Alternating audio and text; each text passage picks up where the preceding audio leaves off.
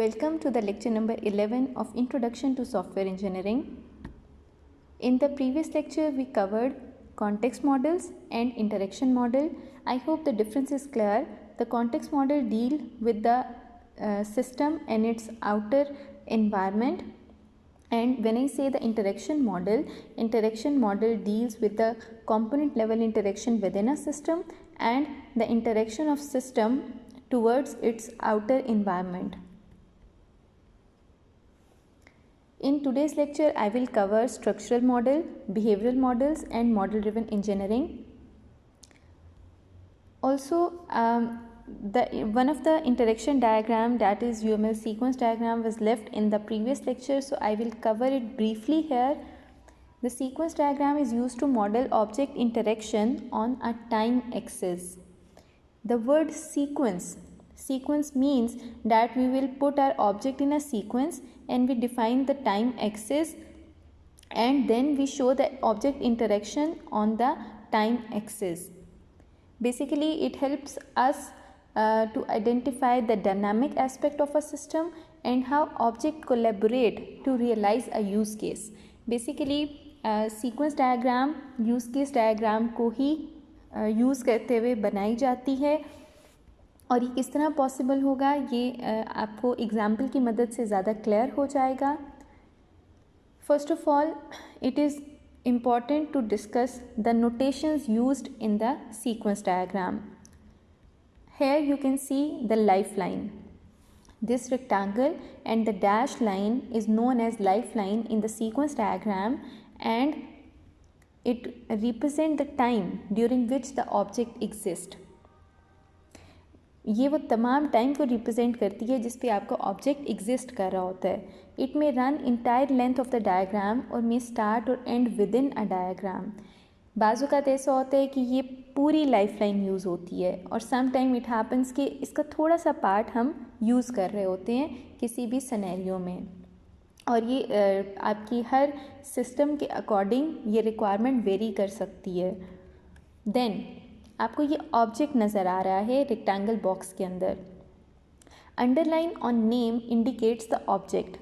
किसी भी क्लास का, लेट से पर्सन की एक क्लास है और मैं अनम उसकी एक ऑब्जेक्ट हूँ, तो बेसिकली आपके जो ऑब्जेक्ट्स हैं ये आपकी क्लास के इंस्टेंस को रिप्रेजेंट कर रहे होते हैं या जो उसकी रियल टाइम वैल्यू है उसको रिप्रेजेंट कर रहे होते हैं.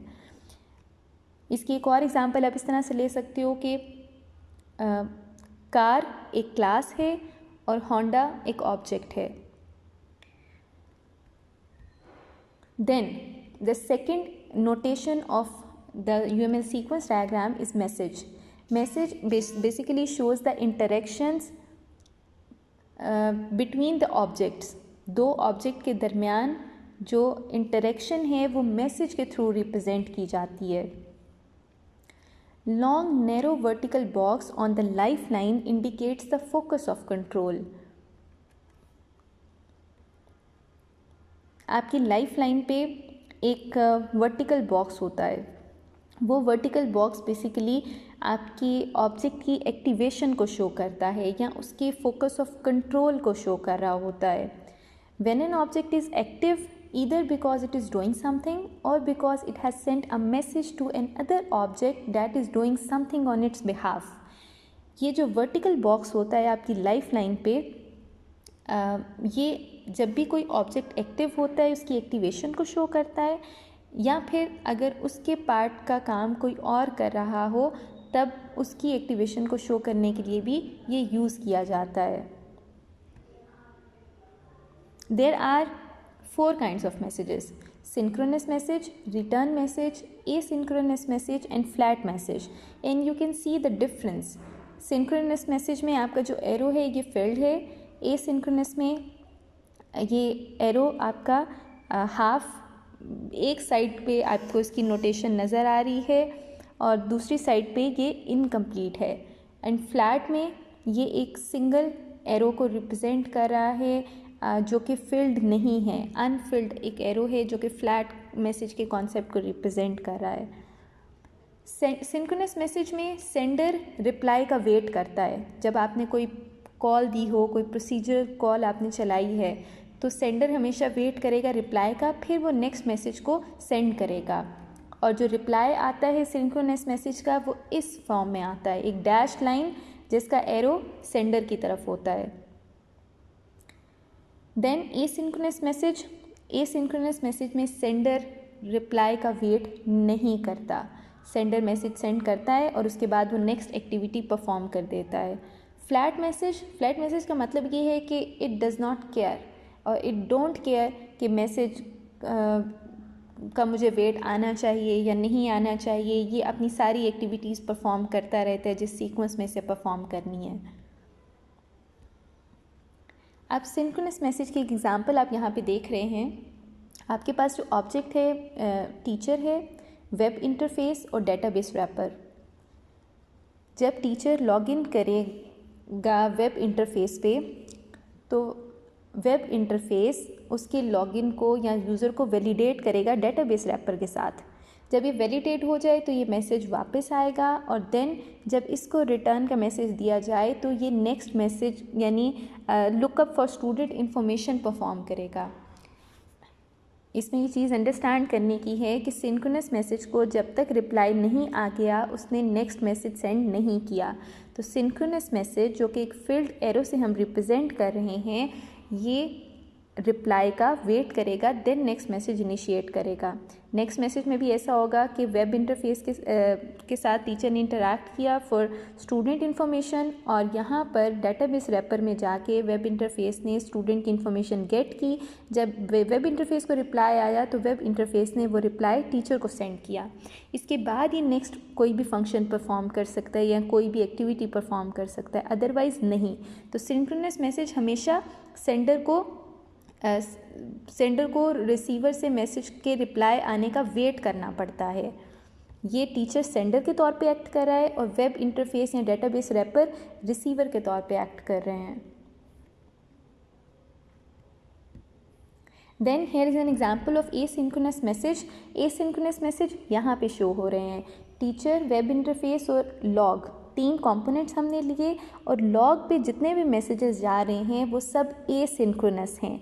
ये तमाम मैसेजेस वेट नहीं कर रहे, ये तमाम मैसेजेस सेंडर को वापस कोई भी रिप्लाई नहीं लेके आ रहे, तो इसमें कोई भी रिस्पॉन्स नहीं सेंड किया जाता। ये वन वे मैसेजेस हैं। जिस तरह let's say log student retrieval, web interface ने अगर लॉग से स्टूडेंट को रिट्रीव करना है तो it will just send the command और उसका कोई भी रिस्पॉन्स इसे जनरेट नहीं किया जाएगा। ये डायरेक्टली लॉग से स्टूडेंट की इंफॉर्मेशन को रिट्रीव कर सकता है। Then the third kind of message is the flat message में क्या होगा, आप देख रहे हो कि ये एक एरो से ही रिप्रेजेंट किया जा रहा है जो कि फील्ड नहीं है। सिंक्रोनस में टीचर लॉगिन करेगा, स्टूडेंट की इन्फॉर्मेशन को देखेगा और डिस्ट्रीब्यूट करेगा ग्रेड्स। अब जब वो डिस्ट्रीब्यूट ग्रेड करे तो वेब इंटरफेस ने इंटरैक्ट करना है ईमेल के साथ और ईमेल क्या करेगा, वेब इंटरफेस जैसे ही स्टूडेंट्स के मार्क्स अपलोड हो जाएं या डिस्ट्रीब्यूट हो जाएं वो उनको ग्रेड के साथ ईमेल सेंड कर देगा। तो ईमेल सर्वर पर ये काम हो रहा होगा। अब आप देख रहे हो कि ईमेल वाला जो आपका जो वेब इंटरफेस है ये ईमेल मैसेज को सेंड कर रहा है, लेकिन ये रिस्पॉन्स का वेट नहीं करेगा। अब एक और चीज़ में यहाँ नोटिस करने की है कि जो ईमेल का बॉर्डर है ये थिक है। ये थिक इसलिए क्योंकि ये एक सेपरेट प्रोसेस है और इसका अपना कंट्रोल फ्लो है। ये एक अलग से प्रोसेस है जो कि अपने कंट्रोल फ्लो को डील कर रहा है। तो हम यहाँ पर ये चीज़ स्पेसिफाई नहीं कर रहे आपके फ्लैट मैसेज के साथ कि सेंडर को रिस्पॉन्स चाहिए या उसे रिस्पॉन्स नहीं चाहिए, ये चीज़ उसने अभी डिसाइड नहीं की है। ये डिसीजन जो है ये बेसिकली इम्प्लीमेंटेशन डिसीजन है। अगर तो डेवलपर इसको इनकॉर्पोरेट कर दें तो ठीक है, रिस्पॉन्स आ जाए तो भी प्रॉब्लम नहीं है, और अगर रिस्पॉन्स नहीं भी आने वो इस फंक्शनैलिटी को नहीं इम्प्लीमेंट करना चाह रहे देन इट्स फाइन। लेकिन अभी डिज़ाइन लेवल पर ये चीज़ श्योर नहीं हैं कि इसका रिस्पॉन्स आएगा या नहीं आएगा. So let's study a simple example of sending an email, and we can use this example to model the sequence diagram. What happens when you send an email? First of all, you click on the new, then an email page opens and you write the to field. You write in the to field, आप subject लिखते हैं, अपने message का content लिखते हैं, then आप send का button press करोगे और आपका जो मैसेज है वो सेंड हो जाएगा. अब हम इस पूरे सिनेरियो को एक सीक्वेंस डायग्राम से किस तरह मॉडल कर सकते हैं. फर्स्ट ऑफ ऑल हम एक यूज़र बनाएंगे. एक स्टिकमैन फिगर हमने यहाँ पे बना ली और वो उसका ऑब्जेक्ट का नेम क्या होगा, यूज़र है. यूज़र नेम हमने लिख लिया और उसके नीचे एक लाइफ लाइन बना दी. देन सेकेंड स्टेप, यूज़र सबसे पहले किसी भी आइकन से जो है वो इंटरैक्ट करेगा. जो आप न्यू का बेसिकली देख रहे हैं अपने मॉनिटर पर या अपनी स्क्रीन पर जो आइकन देख रहे हो वो ये आइकन है जिसके साथ यूज़र ने इंटरैक्ट करना है. तो the first interaction is with the icon bar which we can treat as an object. ये भी एक ऑब्जेक्ट बन गया और इसके नीचे भी हमने लाइफ लाइन बना दी. देन यूज़र सबसे पहले आइकन को क्लिक करेगा. तो ये एक्टिवेशन आपको शो हो रही है एक वर्टिकल बॉक्स में कि इस टाइम पे यूज़र एक्टिव है. यूज़र ने आइकन बार पे जब वो गया तो ये टाइम है जब उसने इसकी एक्टिवेशन को शो किया है. देन यूज़र ने क्या किया, या आपका जो एक्टर है उसने क्या किया. Actor can communicate with the interface object such as screen, menus and icon bar. So this is for sure कि आप जब स्क्रीन पे हैं, आप अपनी मॉनिटर को यूज़ कर रहे हैं तो वहाँ आप मेन्यूज़ को, आइकन बार को ही यूज़ करेंगे. तो पहली इंटरेक्शन आइकन बार के साथ हमने यहाँ पर दिखा दी है. और हमने यहाँ पर जो एक एडिशनल काम किया वो ये किया कि इस मैसेज को यहाँ पर या इस कम्युनिकेशन को लिख दिया in simple words, user click send email. और इसने इस आइकन से इंटरैक्ट किया, इसको एक्टिव कर दिया. नेक्स्ट क्या होगा, जैसे ही उसने सेंड ईमेल पे क्लिक किया एक ईमेल पेज ओपन हो जाएगा. अब ईमेल पेज एक ऑब्जेक्ट हमने क्रिएट कर दिया और उसको वो एक्टिव हो गया फॉर सम टाइम. जब हमने उस पर क्रिएट का जब हमने उस पर फंक्शन जो है या उस पर इस फंक्शनैलिटी को अचीव करना चाहा. जैसे ही क्रिएट ईमेल पेज का फंक्शन हमारे पास नज़र आएगा, हम क्या करेंगे, हम उसमें टू बॉक्स को फिल करेंगे, सब्जेक्ट बॉक्स को फिल करेंगे और ईमेल राइट करना शुरू कर देंगे. जो भी इसका कंटेंट होगा वो हम लिख देंगे. अब ये तीनों काम कौन कर रहा है, ये तीनों काम यूज़र कर रहा है. तो यूज़र से एक एरो आ रहा है ईमेल पेज की तरफ जो इतने से टाइम के लिए टू बॉक्स में फिल करेगा अपनी वैल्यू को और इस एक्टिवेशन टाइम के लिए सब्जेक्ट बॉक्स को यूज़ करेगा. नेक्स्ट जो उसका एक्टिवेशन बॉक्स है वो बेसिकली कंटेंट को फिल कर रहा है. इन तीनों काम को करने के बाद यूज़र सेंड करेगा ईमेल. जैसे ही वो सेंड का बटन क्लिक करता है, we can choose to get the email page to look up the email address from an address book object. तो वो बेसिकली एड्रेस बुक ऑब्जेक्ट में जाएगा और ईमेल एड्रेस को वो फाइंड करेगा. अगर तो वो ईमेल एड्रेस ठीक है, वैलिड है, तो क्या होगा, अब नेक्स्ट पेज पे आप देख रहे हो वो ईमेल सर्वर के पास जाएगा और उस ईमेल को सबमिट कर देगा.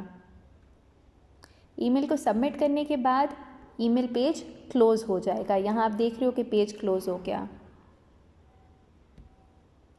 One more thing is to understand that when we change the message to the operation of the object, it basically becomes compatible with the sequence diagram notations. हमने इससे पहले जब ये सारी वैल्यूज़ लिखी थी तो हमने प्लेन इंग्लिश में लिखी थी, सिंपल वर्ड्स में, लेकिन अब हम इसको एज अ मैसेज शो करवाएंगे। अब जिस तरह यूज़र ने आइकन से जब इंटरैक्ट किया तो इसे ईमेल सेंड करनी थी। आइकन ने जब ईमेल पेज से इंटरैक्ट किया है, आइकन पे जब हमने क्रिएट, जब उसको न्यू को सिलेक्ट किया, हमने कुछ क्रिएट किया, हमने एक मैसेज क्रिएट किया, तो इन दोनों के दरमियान जो इंटरेक्शन हो रही है वो क्रिएट की हो रही है। इस क्रिएट की इंटरेक्शन को या इस मैसेज को दिखाने के लिए हम क्रिएट के आगे एक पैरेंथेसिस का साइन जो है वो एलोकेट कर देंगे। इसी तरह हमने तमाम जितनी भी पीछे सिंपल प्लेन इंग्लिश में मैसेजेस लिखे थे उन सब को हमने प्रॉपर मैसेज या एक आप कह लें कि एक प्रॉपर मैसेज की फंक्शनैलिटी में या जो हमारा एक्शन हो रहा होगा उसकी तरह इसको एक्ट कराया है। So it was all for the interaction model. Now we are moving towards the structural model. Structural model of software display the organization of a system in terms of component that make up the system and their relationship. As I have already discussed in the previous lecture कि structural models जो हैं वो basically आपके system की organization को represent करते हैं, और organization को वो किस तरह से represent करेंगे, जब उनके आपस के कंपोनेंट ये देखा जाए कि कितने कंपोनेंट्स इन्वॉल्व हैं और वो कंपोनेंट्स किस तरह से इंटरैक्ट कर रहे हैं। देन स्ट्रक्चरल मॉडल्स में B static model which show the structure of the system design. ये आपके जो स्ट्रक्चरल व्यू को रिप्रेजेंट कर रहे हैं, ये जो स्टैटिक मॉडल हैं, इसका मतलब ये है कि ये आपके रन टाइम पे आपका सिस्टम कैसे बिहेव करेगा उसको रिप्रेजेंट नहीं कर रहे, ये सिर्फ एक स्टैटिक व्यू दे रहे हैं, एक स्टैटिक मॉडल दे रहे हैं। Then it is written that you create structural model of the system when you are discussing and designing the system architecture. Structural model वहाँ पे यूज़ किए जाते हैं जब हम अपने मॉडल को कस्टमर के साथ या दूसरे स्टेक होल्डर के साथ डिस्कस कर रहे हों, या हम उसकी एक ओवरऑल एक पिक्चर बना रहे हैं, अपने पूरे सिस्टम को डिज़ाइन कर रहे हैं।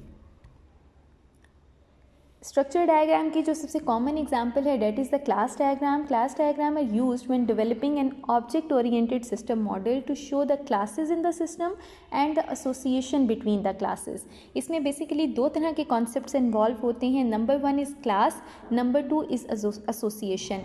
क्लास कोई भी पर्सन हो सकता है, कोई भी ऑब्जेक्ट हो सकता है, या आपके सिस्टम की कोई भी एक मेन जो है वो एंटिटी हो सकती है। और एसोसिएशन बहुत सी तरह की क्लास डायग्राम में एग्जिस्ट करती हैं, which I will discuss in the next slides. सबसे पहले देखेंगे कि क्लास को किस तरह से रिप्रेजेंट किया जाता है। क्लास एक रेक्टेंगल है जिसमें बेसिकली हमारे पास 3 पोर्शंस हैं। फर्स्ट पोर्शन में हम क्लास का नेम लिखेंगे, let's say the class name is employee. In the next portion we write its attribute. Attribute employee का एक नेम होगा जिसकी टाइप, जब भी हम एट्रीब्यूट लिखें तो उसके साथ हमें उसकी टाइप मेंशन करनी है। नेम की टाइप होगी स्ट्रिंग, एम्प्लॉय का एक आईडी होगा, उसकी जो टाइप है that is long, and employee की सैलरी है जिसकी टाइप है double. Attributes can be private, public. अगर तो पब्लिक हैं उसके साथ प्लस का साइन हम लगा देते हैं, अगर तो वो प्राइवेट हैं तो उसके साथ हम माइनस का साइन लगा देते हैं। इसका मतलब ये है कि आपका एट्रीब्यूट आपकी क्लास में कौन एक्सेस कर सकता है। पब्लिक का मतलब ये तमाम लोग एक्सेस कर सकते हैं, प्राइवेट का मतलब ये है कि हमने एक्सेस को कस्टमाइज़ कर दिया है। देन प्रोटेक्टेड हैश के साथ शो किया जाता है, और जो स्टैटिक होता है वो बेसिकली अंडरलाइन हम उसे कर देते हैं। अंडरलाइन का मतलब ये है कि it is shared among all members of the class. Also there is a point that there is a difference between a class and an abstract class. आपके पास जो एग्जाम्पल में शो हो रही है that is a pure class. Abstract class में हम जो name है उसको इटैलिक में लिखते हैं, और एब्स्ट्रैक्ट क्लास आपकी नॉर्मल क्लास से इस तरह डिफरेंट है कि एब्स्ट्रैक्ट क्लास को हम इम्प्लीमेंट नहीं करते। एब्स्ट्रैक्ट क्लास में सिर्फ हम ऑपरेशंस वगैरह डिफ़ाइन कर देते हैं। थर्ड जो आपका कंपार्टमेंट है क्लास का, that is for operations. Operation let's say अगर मैंने एक एम्प्लॉय की एक क्लास बनाई है, उसमें मैंने नेम गेट करना है, तो दिस इज़ एन ऑपरेशन. अगर मैंने नेम सेट करना है, दिस इज़ एन ऑपरेशन. अगर मैंने किसी चीज़ को ऐड करना है, सब्ट्रैक्ट करना है, these are all operations I can perform on the class. then we will study the associations और link between the classes, जिसकी वजह से एक क्लास दूसरी क्लास से इंटरैक्ट करेगी. So there are 4 types of arrows or the associations or the relationship between classes. The first is association, second is aggregation, third is composition and fourth is inheritance. इन चारों को हम next slides में discuss करते हैं. First is association. Association 2 तरह की होती है, एक तो बाइनरी एसोसिएशन है और दूसरा यूनरी एसोसिएशन है. बाइनरी एसोसिएशन का मतलब ये है कि आपकी 2 क्लासेस हैं, let's say class 1 and class A and class B.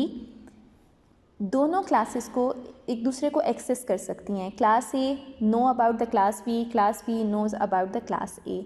Both entities know about each other. Unary association में क्या होगा कि एक तरफ या एक डायरेक्शन में आपके पास एरो होगा. इसका मतलब ये है कि class A knows about B but class B does not know about class A. जिस डायरेक्शन में एरो होगा वो उसकी डिपेंडेंसी को शो कर रहा होगा. अगर ये एरो इस तरफ हो तो हम ये कह सकते हैं कि क्लास बी को ए के बारे में मालूम है लेकिन क्लास ए को बी के बारे में नहीं आइडिया, या क्लास ए क्लास बी के बारे में नहीं जानती. Another relationship between 2 classes is aggregation. As you can see that here are 2 classes, first is CRAT and second is module. The relationship between 2 classes exists as whole part relationship. ये class जो है ये आपकी whole part relationship आप इसको कह सकते हैं, या कलेक्शन मेंबर रिलेशनशिप आप इसको कह सकते हैं. This class represent the collection and this class represent the member. Let's say हम इसको ज़रा सिंपल करके देख सकते हैं कि अगर यहाँ पर कार की एक क्लास हो और यहाँ व्हील की एक क्लास हो. Wheel is a part of car class और wheel is a member of the collection class. So जहाँ पर आपकी होल क्लास होती है वहाँ हम एक हॉलो डायमंड एसोसिएट कर देते हैं, जिसका मतलब इसको रीड इस तरह से किया जाता है कि ये आपकी जो क्लास है this is a whole class and this is a member of the class. Module is the member of crate collection. Then another relationship between class diagram is composition. Composition भी whole part object को satisfy करता है. Let's say employee is a part and team is a whole. So employee is a part of whole team as a whole. इसमें होगा ये कि अगर हम पार्ट क्लास को एसोसिएशन और एग्रीगेशन के दरमियान बेसिकली कॉम्पोजिशन के दरमियान डिफरेंस ये है कि अगर एग्रीगेशन में आपकी होल क्लास ख़त्म कर दी जाए तो पार्ट क्लास फिर भी सरवाइव करती है, लेकिन कॉम्पोजिशन में अगर आपकी होल क्लास को ख़त्म कर दिया जाए तो पार्ट की जो क्लास है वो सरवाइव नहीं करती.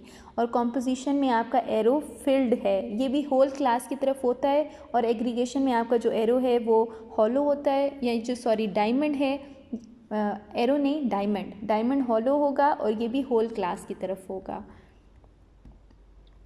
यहाँ पर भी हम इसे मेंबर और कलेक्शन कह सकते हैं. इसे हम पार्ट, एम्प्लॉय को पार्ट और टीम को होल कह सकते हैं. देन इनहेरिटेंस का मतलब ये है कि ये आपकी बेस क्लास है और जो बी है that is the derived class. Let's say ये आपका जो रिलेशनशिप है ये पेरेंट चाइल्ड रिलेशनशिप को शो कर रहा है. जिस तरह कलर की एक क्लास होगी वो बेस क्लास होगी, और बी अगर रेड है तो that is the derived class. Class B हमेशा एक्सटेंड कर रही होती है क्लास ए को, या इनहेरिट कर रही होती है क्लास ए को. Then we have multiplicities which are used in the association 0 to 1, यानी एक क्लास के जो इंस्टेंस होगा वो 0 या 0 होगा या 1 होगा. Then we can have 0 to unlimited instances of the class. We can have exactly one instance of the class, or we can have minimum one instance or maximum many instance, or there is no limit. We can define 4 kind of multiplicities with the classes, and we associate these multiplicities with the association link. Here is an example of UML class diagram. You can see that customer is linked with the order class. Customer have 2 attributes, name and address. Order have 2 attributes, date and status. One customer can have 0 order. One customer can have infinite orders.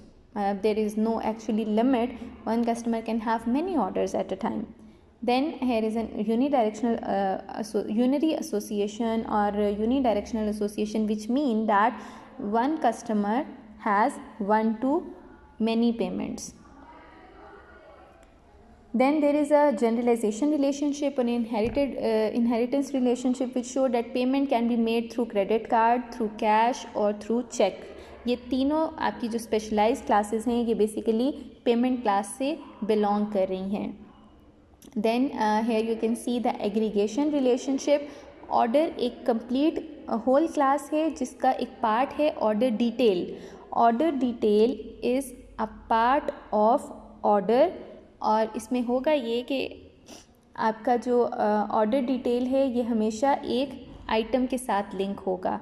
अगर तो आपके पास आप देख रहे हैं इस multiplicity में कि ऑर्डर डिटेल 0 भी हो सकती है और it can have many order details, और हर ऑर्डर डिटेल बेसिकली एक आइटम के साथ लिंक होगा.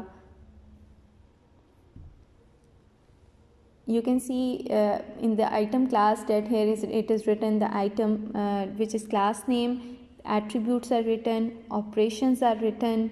So this is a complete diagram representing the UML class diagram.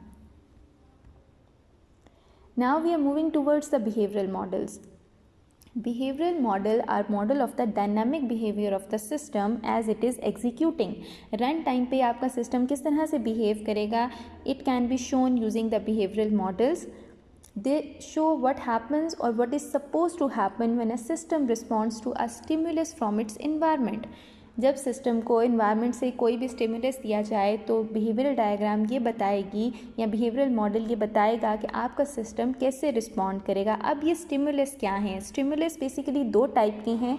First is data stimulus, कि कोई भी डाटा जब आपके सिस्टम को दिया जाता है तो आपका सिस्टम उसे किस तरह से प्रोसेस करेगा, उसकी क्या आउटपुट जनरेट करेगा. Data stimulus basically business processes में ज़्यादा यूज़ होते हैं. Then comes the event. Event का मतलब ये है कि इफ़ सम इवेंट हैपन्स जो कि सिस्टम की प्रोसेसिंग को ट्रिगर कर रहा हो, तो आपके जो रियल टाइम इवेंट्स होते हैं ये बेसिकली आपकी रियल टाइम जो इवेंट्स हैं या जो रियल टाइम एप्लीकेशंस हैं ये स्टिमुलस इवेंट टाइम का जो स्टिमुलस होता है इसको फुलफ़िल कर रही होती हैं. अब बिहेवियरल मॉडल को हम किस तरह से मॉडल कर सकते हैं? We can model it with the help of UML state machine diagram or state machine model. These model the behavior of the system in response to external and internal events. आपके जो external events हैं और जो internal events हैं ये दोनों को deal कर रही है. इसमें 4 तरह के आपके बेसिक एलिमेंट्स होते हैं. First is state. स्टेट का मतलब ये है कि आपका ऑब्जेक्ट करंटली उसकी स्टेट क्या है, वो आइडल है, वो वर्किंग है, वो नॉन वर्किंग है, उसकी क्या स्टेट होगी. Transition take the object from one state to another. Transition की वजह से एक स्टेट से ऑब्जेक्ट दूसरी स्टेट में मूव कर जाएगा. Then comes the events. It cause the transition from one state to another. Event basically आपकी ट्रांजिशन पे होते हैं जिसकी वजह से एक स्टेट से दूसरी स्टेट में मूव किया जा सकता है. Then actions. Take place as a result of transition, और एक्शन वो हैं जो कि ट्रांजिशन के रिज़ल्ट में प्लेस होते हैं, उन्हें हम एक्शंस कहते हैं। तो ये 4 टर्म्स हैं जो कि स्टेट मशीन डायग्राम में यूज़ हो रही हैं। इसके अलावा आपके पास कुछ टाइप ऑफ इवेंट्स हैं, आप इन टाइप ऑफ इवेंट्स को स्टडी करें और मुझे बताएं कि क्या अंडरस्टैंडिंग हो रही आपकी। उसके बाद अगर कुछ चीज़ क्लियर नहीं होगी तो हम इसे क्लास में भी डिस्कस कर लेंगे।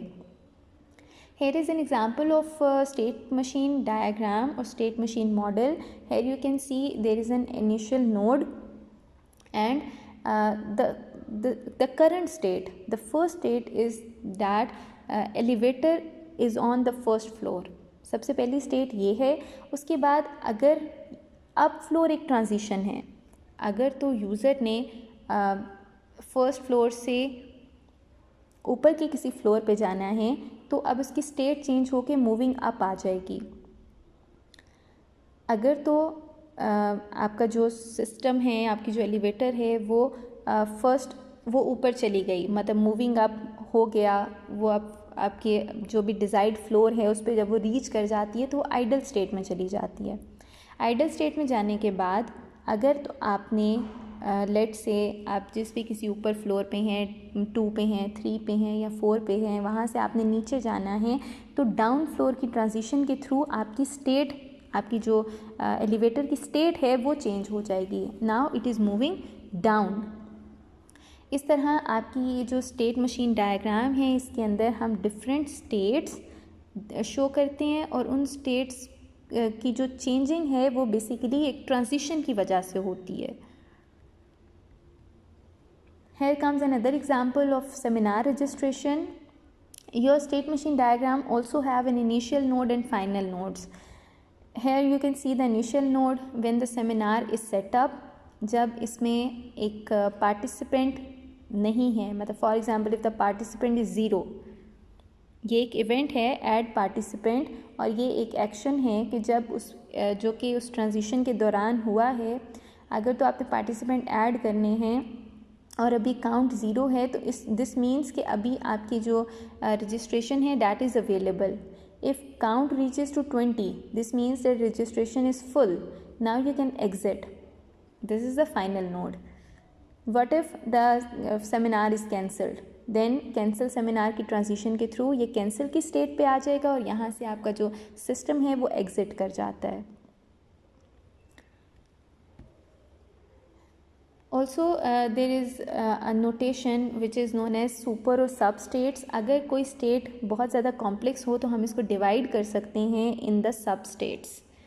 When one state is complex, you can include substate in it, drawn as nested rounded rectangle within the larger state. हम एक स्टेट इंटर कलेक्शन डिटेल की एक स्टेट बना ली और उसके अंदर हमने 3 सब स्टेट्स को असाइन कर दिया। मतलब लेट से अगर हमने कनेक्शन डिटेल को ऐड करना है तो हम सबसे पहले फ़ोन नंबर एंटर करेंगे, नेक्स्ट हम शेयर्ड और सोलो एंटर करेंगे एंड फिर उसके बाद हम नेम एंटर करेंगे, और ये करने के बाद हम कनेक्शन को सेव कर लेंगे तो आपके कनेक्शन शो होना स्टार्ट हो जाएंगे। लेकिन हम इस फीचर को ओवर यूज़ नहीं कर सकते। So here is an last subtopic of this lecture, that is the model driven engineering. Model driven engineering is an approach to software development where model rather than programs are the principal output of the development process. Usually होता क्या है कि जब हम किसी भी software process model को follow करते हैं तो हम सबसे पहले रिक्वायरमेंट लेंगे, देन हम डिज़ाइन बनाएंगे, उसको इम्प्लीमेंट करेंगे और लास्ट पे आपके पास जो आउटपुट आती है वो एक एंड प्रोडक्ट, एक सिस्टम बनता है जो कि इम्प्लीमेंटेशन की मदद से या कोडिंग की मदद से, प्रोग्राम की मदद से हमने बनाया होता है। लेकिन मॉडल ड्रिवन इंजीनियरिंग में आपके पास जो मॉडल्स हैं they comes as an output. आपके मॉडल आपके आउटपुट के तौर पे एक्ट करते हैं किसी भी डेवलपमेंट प्रोसेस के लिए। मॉडल्स से इनिशिएट किया जाता है और मॉडल्स को ही लेकर हम आके models basically automated code generate करते हैं जिसकी वजह से आपकी जो कोडिंग है वो इजी हो जाती है। अब मॉडल ड्रिवन इंजीनियरिंग का यूज़ क्या है? Model driven engineering is still at an early stage of development and it is unclear whether or not it will have a significant effect on software engineering principle. Software engineering जो हमारे पास core activities हैं या जो pure software engineering की functions या objects हम achieve करने की कोशिश कर रहे हैं, वो सब मॉडल ड्रिवन इंजीनियरिंग के थ्रू भी पॉसिबल है, लेकिन अभी ये अपनी अर्ली स्टेज में है, अभी इस पे ज़्यादा काम नहीं हुआ। तो इसके कुछ प्रोज़ और कॉन्स भी हैं। प्रोज़ इसलिए कि इसमें आपका जो सिस्टम है वो हायर लेवल ऑफ एब्स्ट्रैक्शन को डील कर रहा है, और दूसरी चीज़ ये कि ये ऑटोमेटिकली कोड जनरेट कर रहा है। और इसका नुकसान क्या है? नुकसान ये है कि मॉडल्स अभी एब्स्ट्रैक्शन लेवल पर हैं, ये पॉसिबल है कि उससे इम्प्लीमेंटेशन उस तरह की अचीव ना की जा सके, और ये भी पॉसिबल है कि आप जो कोड जनरेट कर रहे हैं और जो code generate automated code generate हो रहा है, उससे आप जो टाइम आप बचाने की कोशिश कर रहे हैं, वो टाइम ट्रांसलेटर को या एक नए प्लेटफॉर्म को अंडरस्टैंड करने में हमें कॉस्टली पड़ जाए। तो ये कुछ नुकसान हैं जो भी मॉडल ड्रिवन इंजीनियरिंग के ऑब्ज़र्व किए जा रहे हैं, लेकिन इसके साथ साथ मॉडल ड्रिवन इंजीनियरिंग पे रिसर्च भी हो रही है, and people are coming up with new ideas how they can make the automated systems. Model driven engineering की एक एग्जांपल है model driven architecture. Basically model driven architecture की मदद से ही हम मॉडल को यूज़ करते हुए डिज़ाइन बनाते हैं, कोड को ऑटोमेट करते हैं, और देन हम अपना सिस्टम डेवलप करते हैं। Model driven architecture was the precursor of more general model driven engineering. Model driven engineering के रूल्स पे ये बेस कर रहा है। इसमें होता ये है कि आपके जो मॉडल्स हैं वो प्लेटफॉर्म इंडिपेंडेंट भी हो सकते हैं, और platform And now in the model driven architecture we have three kinds of model: platform independent model, platform specific model, and at the high level model, that is the domain model. As you can see, three types of model are here: a computation independent model, or in short it is CIM. These models are the important domain abstractions used in the system. Then we have the platform independent model. These platform independent models are made on the UML diagram or UML models, such as activity diagram, such as class diagram. And then we have the platform specific model. These models are generated on the specific platform. Let's say it is the specific platform is Petrinet, or it is Timed Automata, or any platform adding some platform specific details in it. So in this lecture we covered the structural model, behavioral model, and model driven engineering. I hope the concept is clear. If there is any confusion, we can discuss it in the live session. Thank you for listening, class.